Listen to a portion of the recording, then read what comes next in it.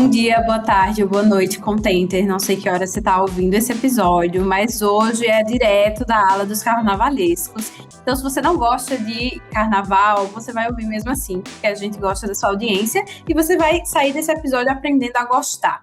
Porque, afinal, celebrar está no léxico do brasileiro, no DNA, na linguagem, na forma que a gente encontra no mundo a nós mesmos e aos outros. A gente celebra aniversário, Páscoa, Natal, festa junina, Iemanjá, tamo junto. Quem passou no vestibular, gente, tudo vira uma grande festa. Mesmo quando a vida está difícil demais e a gente precisa inventar um respiro. E se celebrar for a nossa forma, a forma mais política do brasileiro, encontrar o movimento. E se o carnaval, essa que é a maior festa de rua, e tudo que ele carrega, também for o motor das mudanças que a gente quer ver no mundo.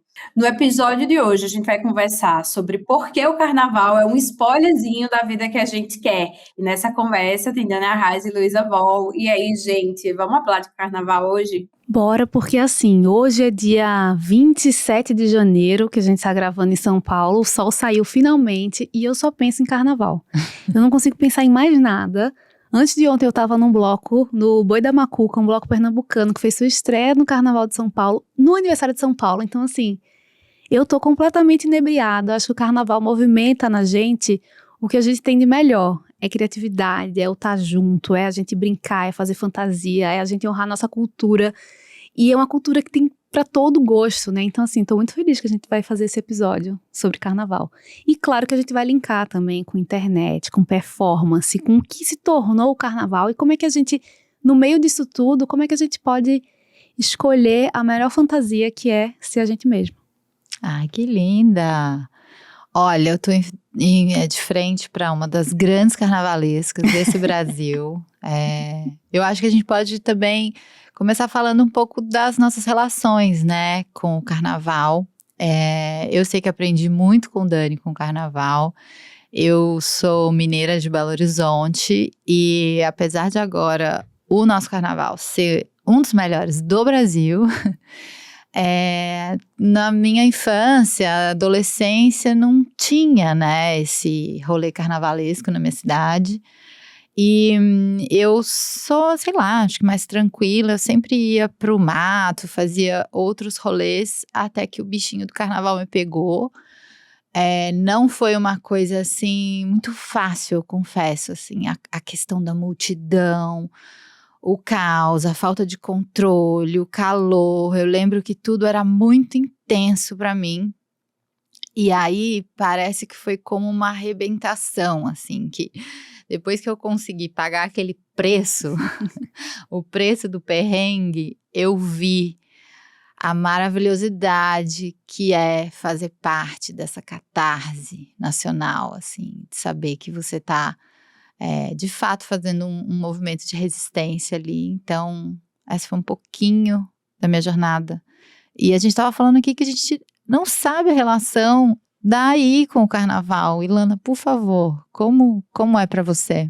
Contarei. Assim como Luísa, na minha cidade não tinha muita tradição carnavalesca. Eu sou do Rio Grande do Norte, Natal é um grande carnaval o ano inteiro, mas eu não nasci em Natal, não cresci em Natal, fui morar em Natal depois dos 18 anos. Então, eu cresci em Currais Novos, inclusive estou gravando esse episódio diretamente da princesinha do Seridó de Currais Novos, vim para cá, não para o carnaval, eu vim para um outro carnaval, que é o aniversário da minha avó materna, e enfim, aqui não tinha muito assim. Eu lembro uma das primeiras memórias que eu tenho com carnaval foi que na rua da minha avó, da minha avó Maura, minha avó mãe da minha mãe, tinha dois vizinhos que eles eram super intrigados, assim, eles não era de ponta de faca, literalmente.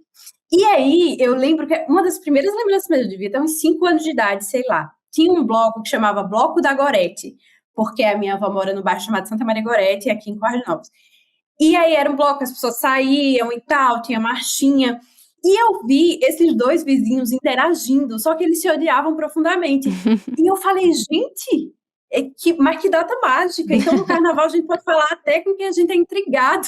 E eu lembro que foi a primeira grande memória de carnaval, assim, é que não existem inimigos no carnaval. Você pode pular o carnaval com quem você odeia, e na segunda você volta a odiar, mas nesse período mágico em que a gente se encontra, a gente se ama ali, finge que somos vizinhos que não nos odiamos. E aí, enfim, o Bloco da Gorete, infelizmente, acabou. E aí a minha cidade só foi ter um carnaval de novo em 2013, muitos anos depois. Tem até hoje, se chama Arrastão do Boi, que é um carnaval mais cultural, assim. Mas eu lembro que eu não engajava muito, porque era um rolê muito vaquejada, e eu nunca fui das vaquejadas. Então, eu ficava vendo meio de fora. Isso mudou quando eu fui morar em Minas Gerais, e aí estourou a pandemia, e aí eu fiquei, cara... Foi um dos primeiros ali, a pandemia estourou no final de janeiro, enfim, início de fevereiro, foi bem ali no rolezão, perto do carnaval, né? E aí eu lembro que eu pensei assim, lascou, eu nunca pulei um carnaval na minha vida, e agora que eu não vou, porque todo mundo vai morrer mesmo. E aí eu fiquei, não, pesei o clima já. Eu fiquei em desespero, que eu nunca tinha pulado um carnaval, nunca tinha me permitido pular um carnaval, porque a minha cidade não tinha um puta carnaval igual de Natal. E aí eu pensei, nossa, a primeira coisa que eu vou fazer quando a pandemia passar é colocar um colã e pular o carnaval. E eu vou gostar, porque não é possível. E aí depois de 2023, né, eu só me senti segura para ir em 2023 de fato. O Carnaval de BH virou aquela coisa de gigante, então eu fui uma vez, fui para São Paulo também. E aí peguei gosto pela coisa, mas foi preciso uma pandemia e uma briga de vizinhos para eu entender. Primeiro a briga de vizinhos, depois a pandemia, para eu entender o tamanho que essa festa é para todo mundo, né? E que bom que agora é para mim também, porque é muito bom fazer parte do rolê. E você, Dani? Que coisa boa! Olha, eu como pernambucana tenho uma memória que ela nasce junto com você, assim, na escola você aprende sobre frevo, maracatu, então assim, chegava essa época do ano, você na própria escola você começava a ouvir a música, você começava a ter a aula que você ensaia uma apresentação para a família, então do mesmo jeito que tem a apresentação de fim de ano, tem a apresentação de carnaval, de São João, então é algo que assim... Uma das coisas que eu acho mais fascinantes no Carnaval de Pernambuco primeiro, porque tem de um tudo, né? É uma base muito forte. Então tem frevo, tem maracatu, tem caboclinho, tem muita coisa ao mesmo tempo. E aquilo ali, todo mundo tem muito orgulho. Quando eu volto pra lá, assim, quando a gente tá, sei lá, na quarta-feira antes de começar o Carnaval, você vai numa padaria, a atendente, ela tá com uma fitinha nas cores do frevo, ela tá na padaria, toca frevo o tempo inteiro, então assim, é entranhado na cidade. No ano passado, a gente passou o carnaval em Salvador, e é muito diferente, né, e a gente foi lá, bora ver, eu já tinha ido uma vez, e uma coisa que eu achava muito curiosa era que assim, não tinha exatamente isso de que tá todo mundo na mesma sintonia. A criança, o adulto, o velhinho, todo mundo ouve as mesmas músicas e sabe aquilo desde criança. Eu me emociono sempre quando eu vejo crianças no bloco. Então você tá lá em Olinda, um caos, gente por todo canto. Você sempre vai ver criança na cacunda do pai, da mãe, brincando carnaval. Eu acho linda também a expressão que assim, a gente fala, eu vou brincar carnaval. E é uma brincadeira, você se fantasia, você é uma outra pessoa, você faz a sua fantasia em grupo, você vive ali naqueles dias uma vida muito diferente. Então eu lembro disso, assim, desde pequena já ouvi o frevo. Tem uma coisa muito louca que eu sempre associo um final de dezembro ali perto Natal, Réveillon, com já começar a ouvir frevo. O corpo já pede. Eu acho que tinha uma coisa meio assim, no Natal, toca as músicas de Natal, daqui a pouco já... Quando passou a ceia e tudo mais, você já começa a ouvir um frevo, porque assim, o frevo começa muito antes de fevereiro. Ele começa, as prévias começam as orquestras e os blocos começam a ensaiar em setembro, em outubro, novembro, dezembro, janeiro, e é algo que está muito entranhado.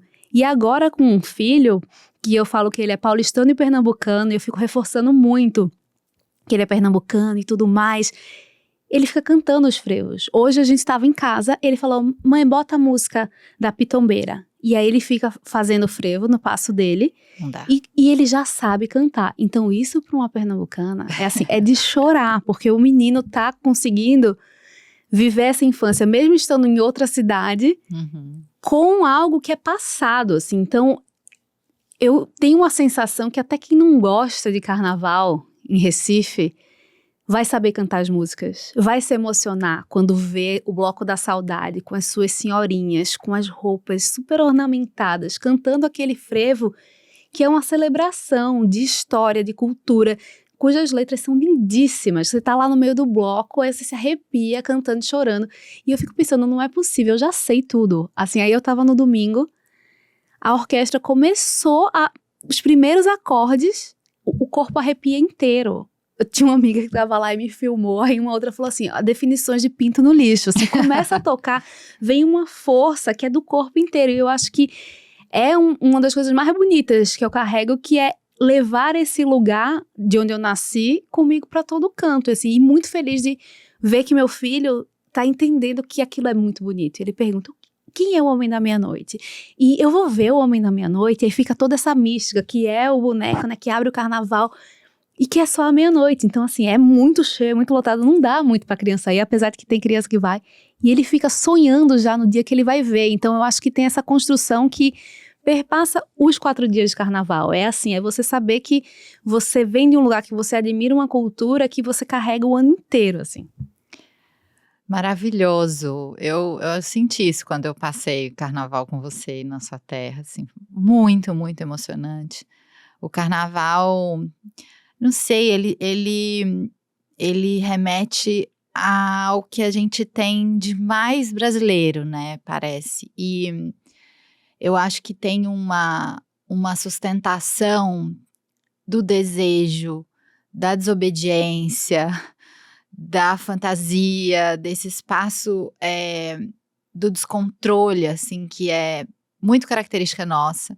Eu lembro uma vez escutando Calma Urgente, podcast que as 3 aqui somos fãs, e, se eu não me engano, foi o Bruno Torturra que estava contando sobre uma coisa que ele leu, que vários países têm uma grande construção em conjunto. Então, assim, tem a muralha da China, né, tem as pirâmides, então tem uma coisa, assim, com ares épicos que, de alguma forma, uniu aquele povo e definiu aquele povo.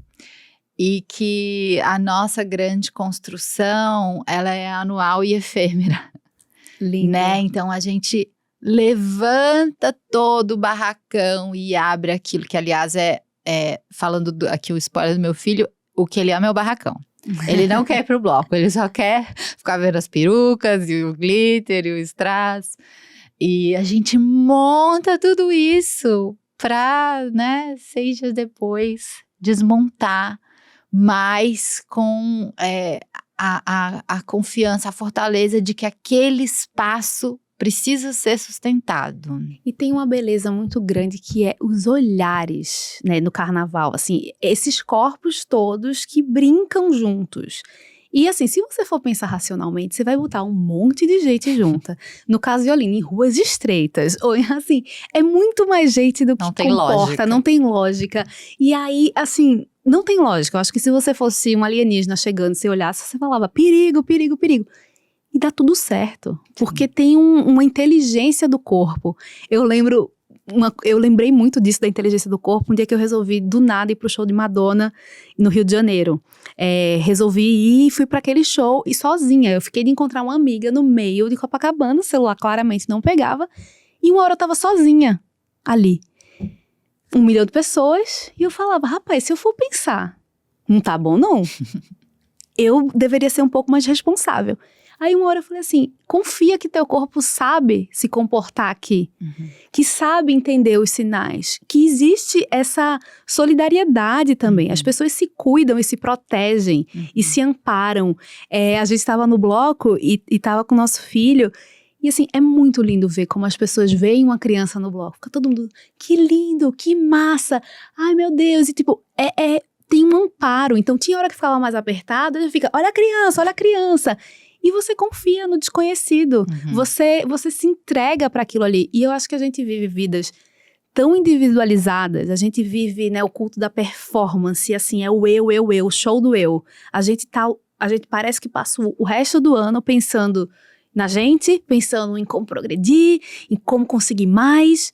E no carnaval, a gente só existe, a gente só é a gente vivendo na atenção plena ali daquela diversão, e você colabora, você tá junto, você esquece de qualquer coisa que não seja alegria. Então, acho que é isso que serve como um combustível pro resto do ano.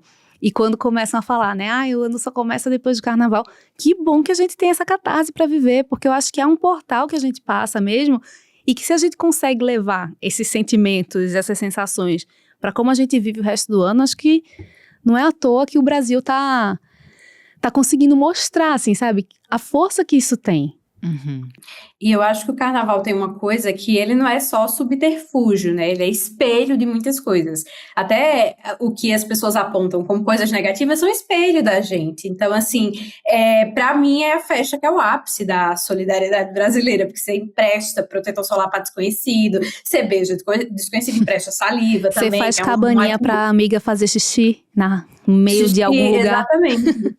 E toda vez que eu vejo um pouco desse discurso, que, gente, sem querer pesar o clima de novo, mas eu vou dar uma pesadinha, é meio fascista, assim, você falar, tipo, você colocar a maior festa popular de um país, que é tão representativa, que é tão importante, que movimenta tantas áreas diferentes, num lugar de tipo, putz, mas isso não é produtivo. Aí é a festa da cara, como se fosse ruim.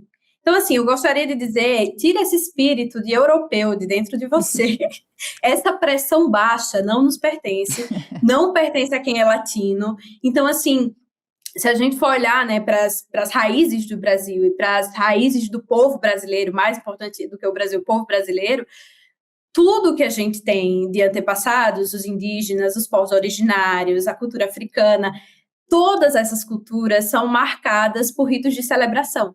A celebração não era um momento em que essas pessoas não viviam a vida delas, era a ordem natural das coisas. Inclusive até os europeus, né, que adoravam o burburinho no Palácio Versalhes e tal. Então, assim, tira essa pressão baixa de você. Tá tudo bem a gente ter esse momento do ano em que a gente não tá preocupado com ser produtivo, porque tem isso também. Quem falou que celebração é inútil? Eu acho que a gente vai para um lugar muito complicado quando a gente acha que celebrar, festejar é o oposto de se posicionar politicamente, de se preocupar com o país. Na verdade, não. Dá para ser tudo isso. E que bom que o brasileiro conseguiu um espaço-tempo nessa agenda maluca, que é esse país que o roteirista não dá um segundo de paz, em que a gente consegue sonhar e se divertir e ainda colocar as nossas questões para jogo. Então, assim, se a gente olha o Carnaval do Nordeste, de Recife, de Salvador, e se a gente olha o Carnaval do Rio, tem coisas muito específicas sobre aquelas realidades que são denunciadas nesse período. Então, eu acho que a gente tem que se livrar também um pouco desse espírito do mas a gente tem feriado demais. Se fosse os japoneses, gente, fica com Deus, você é latino, tá bom? Vamos lembrar. E tem duas coisas dessa tua fala que me fazem pensar. Uma é, se você não gosta, aproveita o feriadão pra maratonar a série que você quer, pra ler um monte de livros, se tiver a oportunidade de descansar e que você gosta, tá ótimo. Não cabe todo mundo. Se todo mundo resolvesse gostar, lascou, entendeu? Eu dou graças a Deus que tem gente que não gosta, porque já não cabe e tá tudo certo. Mas outra coisa é a gente ter cuidado também com o discurso que nessa época costuma acontecer, que é de um controle dos corpos, né? É assim, não pode, porque é uma festa da vulgaridade, é uma festa em que as pessoas se passam. A partir da lente de quem? Eu lembro demais quando rolou aquela história do Golden Shower, sabe? Que filmaram um cara fazendo xixi, aquilo ali virou arma da extrema-direita para falar como o carnaval era um lugar horroroso, de tipo, não, é contra as tradições e os bons costumes. O carnaval é um lugar dos corpos dissidentes, onde as pessoas conseguem se expressar como elas são, onde elas conseguem sentir prazer, amar, se divertir como elas são. E isso é tudo que uma boa parte do mundo conservador não quer, porque é um lembrete escancarado ali na cara de que dá para ser feliz sendo quem você é, né? O carnaval, ele é levado por muitas mãos de pessoas LGBTs, por exemplo, que não têm um protagonismo em vários outros momentos da vida, mas que levam o carnaval nas costas. Então, assim, tudo que vem contra, geralmente vem com essa pecha aí de um conservadorismo do qual a gente precisa correr, né? Sim. Porque, assim, deixa os corpos em paz. A gente precisa que as mulheres que quiserem sair com o peito de fora saiam e que não sejam assediadas. A gente precisa que qualquer corpo esteja ali na avenida, na ladeira, em qualquer canto, como quiser. E essa que é a beleza. Eu acho que é por isso que incomoda tanto também. Porque é muita gente ousando ser quem é. Então, assim, incomoda quem quer diminuir. E o carnaval, Ilana trouxe o tema da pandemia, né? A gente teve essa grande interrupção, Nossa. não só das nossas vidas, como da folia, né? Eu também me lembro, assim, dessa sensação de, nossa, não vai ter mais, como vai ser isso?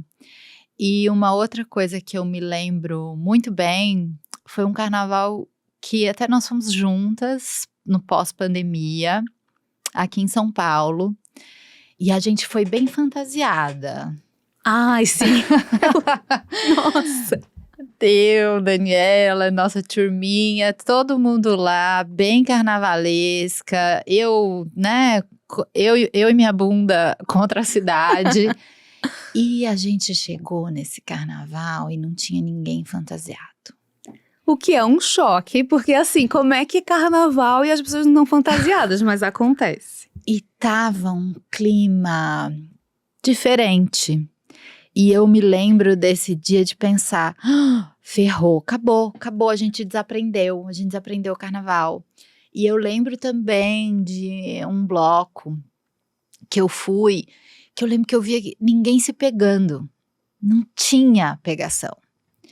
E eu falei, gente, a gente estragou, o pessoal quebrou na pandemia. E sim, traumas não foram adereçados, a gente sentiu tudo isso nas nossas relações pessoais, de trabalho e também no carnaval.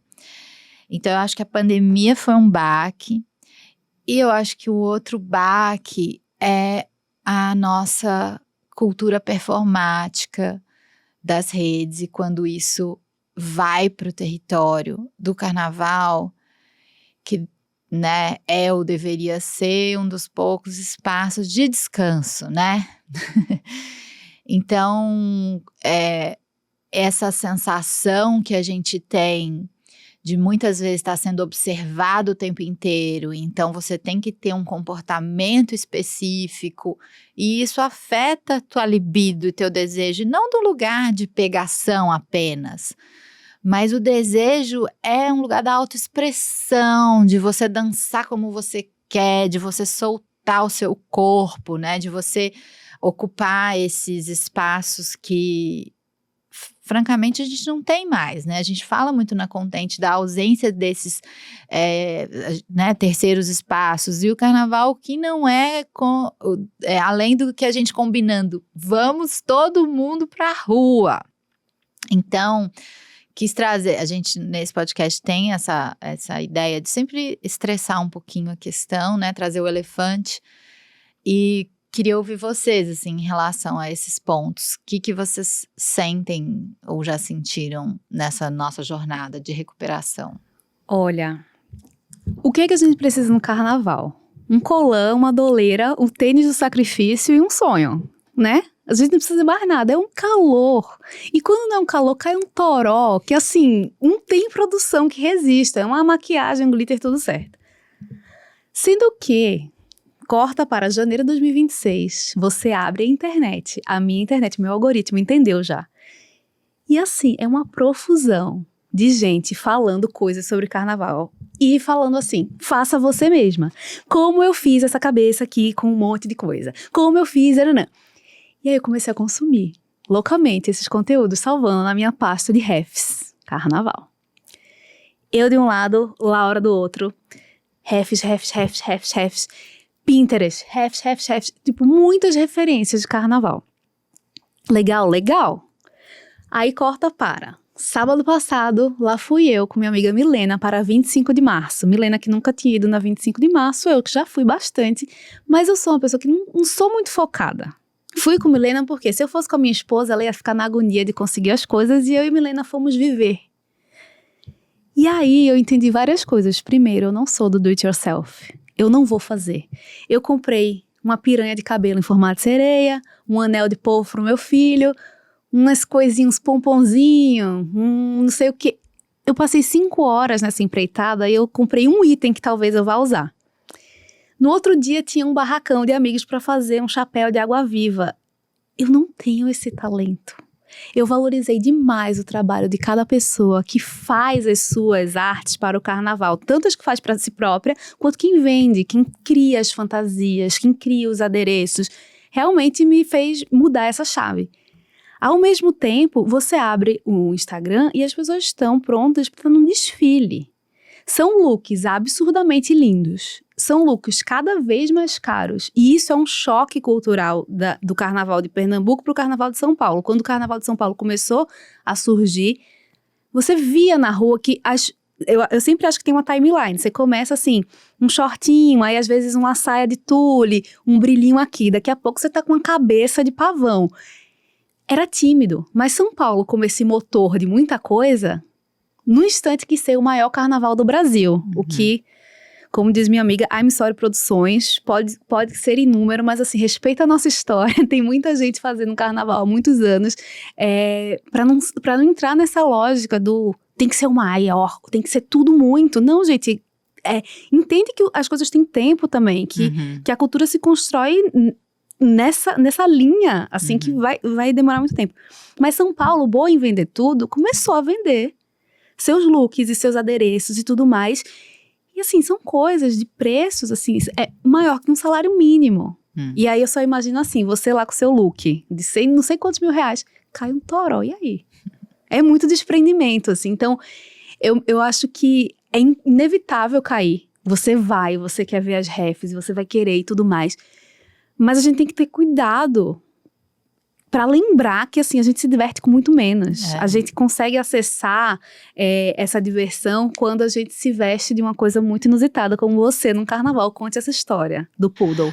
Nossa, gente, eu vou precisar contar do que eu chamo de poodle experience, porque eu tenho uma grande amiga carnavalesca, um beijo, Nina Guimarães, que, assim, sem ela, eu não sei o que eu seria nesse quesito roupas do carnaval.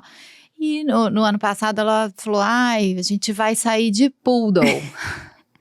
Frases que só acontecem no carnaval. Exato. Assim. E eu assim, legal, vai lá. Tipo, vai lá que eu tô te vendo. E vamos sair de poodle e produzindo poodle. Deu, sei lá, 3 dias antes do carnaval, uma amiga dela foi na 25 e aí comprou a mais, poodle a mais, pra quem quisesse se juntar ao bonde. E, gente, eu nem sei como aconteceu, eu sei que eu tava no sábado de carnaval vestida de poodle. A gente vai ter que dar um jeito de colocar a imagem pra vocês entenderem, porque não é uma poodle assim. Era uma cabeça enrolada, cor-de-rosa, gigantesca. E nós éramos 5 poodles. E aí eu acho que tem essa coisa do carnaval, quando você monta a fantasia de grupo, que eu nunca tinha vivido essa experiência. Uau! Você se torna uma atração. E é muito diferente a relação, assim. Eu me arrependo muito de não ter filmado as interações que aconteceram com a gente, porque eram fantásticas. A quantidade de foto e de conversa que a gente teve ao longo desse dia, assim. No fim do dia eu não conseguia abrir a boca, eu tava exausta. Assim. A gente começou, tipo, super feliz. E no fim eu já tava assim, alguém vinha falar comigo, eu fazia assim,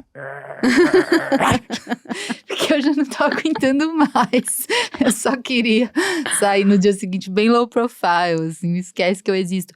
Mas o carnaval tem essa coisa de puxar a conversa, né? Quando você tá com a fantasia, assim. Eu amei a experiência. Não sei se eu quero fazer de novo, porque é muito intenso, mas é incrível, assim, também esse lado de você representar algo. E essa turma que eu brinco carnaval, tem um monte de figurinistas, a mulherada adora moda, gosta de se montar na vida real, então no carnaval não vai ser diferente. E aí tem uma coisa interessante que acontece, assim, se você tá vendo alguém no carnaval super montado, tem 2 tipos de pessoas. Eu vou aproveitar para dar um recado para a população, que é assim, tem alguém que vai falar assim, uau, que bafo, nossa e tal, e tem aquela que vai falar assim, você não tá com calor? Não tá incomodando? Me dá vontade de falar, meu bem, estou aqui prestando um serviço. Estamos enfeitando a rua, entendeu? Estamos aqui provendo entretenimento. Você vai me perguntar se estou com calor? E me o dá calor? uma água, então. Não, e o calor é uma condição. E ó, linda, um sol pra cada cabeça. Você não vai usar um negócio que você quer? Eu adoro usar umas mangas assim, cheia de coisa. E o povo fala, e o calor?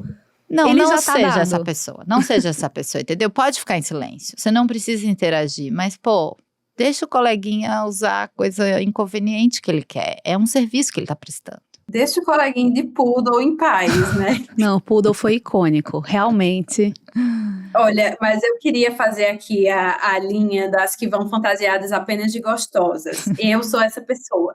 Eu não tenho muita paciência para fantasia, então eu só vou de muito gostosa. Falar, é uma oportunidade para ser gostosa em público. Sim. E aí eu vou ser gostosa em público. Eu sei que tem muitas que vão nesse bonde, e aí o algoritmo, ele lê, né, a alma de nós, meros Gen Z.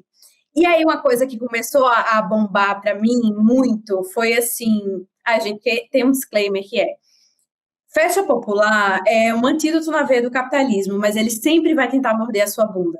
Se não é pela, quase literalmente, se não é pela fantasia que você tem que gastar R$2.000, vai ser, e você falar, não vou de gostosa, ele vai dar uma forma de implicar com o seu corpo.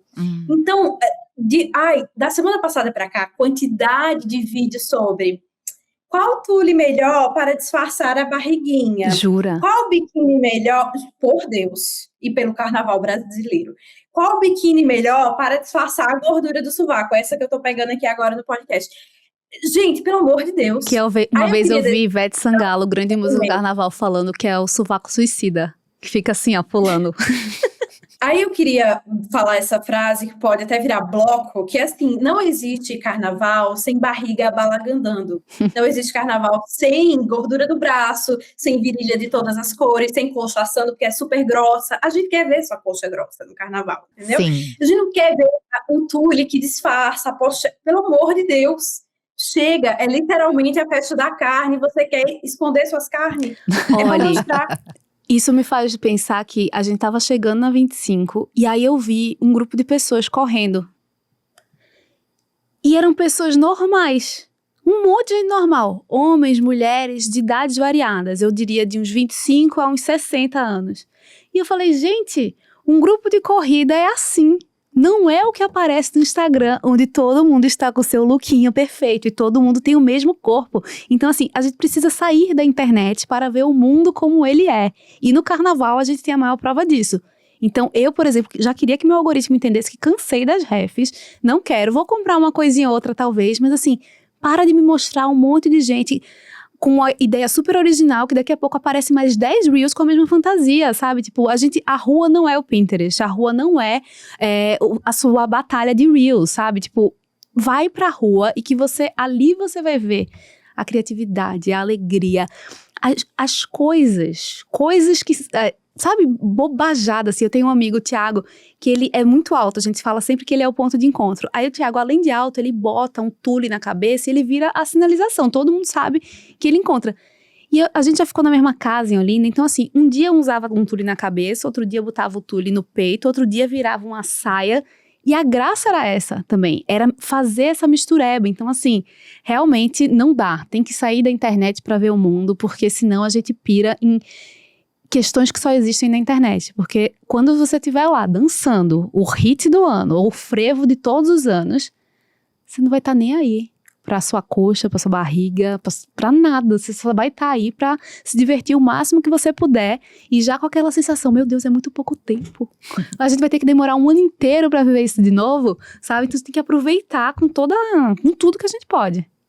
A Nina, essa minha amiga figurinista, ela outro dia escreveu, eu não sei o que será de mim quando eu não tiver que pensar mais nessas coisas do carnaval. É isso, né, gente? Defender esse espaço da folia. Defender a alegria. Confiar na gestão do caos, né? Confiar que a gente vai se ajudar, se apoiar. Uma outra amiga também com quem eu sempre brinco o carnaval, ela tem umas quedas de pressão que faz com que ela tenha que se deitar no chão com as pernas para cima. Veja que simples. E isso já aconteceu no carnaval e assim, a gente nunca teve problema. Abre-se um espaço, acha-se uma sombra, um pega um gelo, o outro fala, preciso de sal, alguém que preciso de uma Coca-Cola. Inclusive, nesse dia, tinha 2 amigos gringos de um outro amigo nosso, e eles ficaram assim, uau, vocês são verdadeiramente um time. Então é isso, né? É confiar nessa beleza das nossas relações e da alegria que nos une. E lembrar o quê? De fazer refeições robustas antes de sair pro bloco.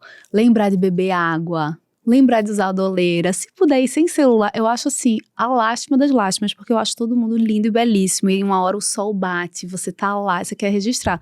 Mas eu fui assaltada num carnaval, fiquei traumatizada. Então, esse vai ser meu primeiro carnaval sem celular. O que também, acho que vai ser toda uma nova experiência. Como é viver ali, sem medo nenhum de, tipo… Sonho.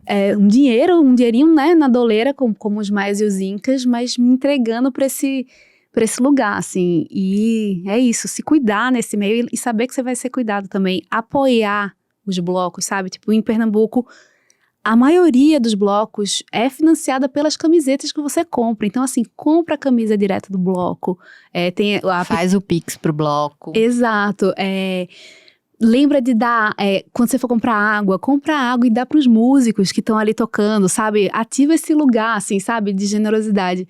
Tem um agente secreto, né? Tem as cenas de carnaval e tem a camisa da Pitombeira, que virou um hit. E eles já venderam tanta camisa que eles já vão financiar esse ano o carnaval e ano que vem. Olha que coisa sensacional. Uma camiseta pode fazer com que a falta de estrutura que deveria ser, né, muito mais de apoio, de política pública e tudo mais, mas assim, é mostrar que o carnaval também é apoiado por quem mais se diverte, assim. Então, apoiar e lembrar, assim, de ser muito feliz, porque isso é combustível pra gente pro resto do ano. A gente vai passar o resto do ano lembrando das fantasias, das conversas, das amizades que surgiram, às vezes dos amores que vingaram. Isso…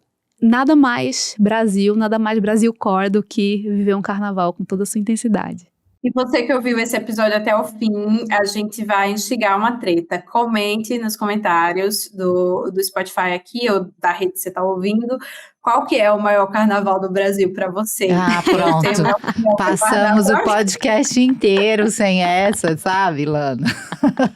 Mas tem que ter. Eu gostaria de dizer que com certeza está da Bahia para cima, tá?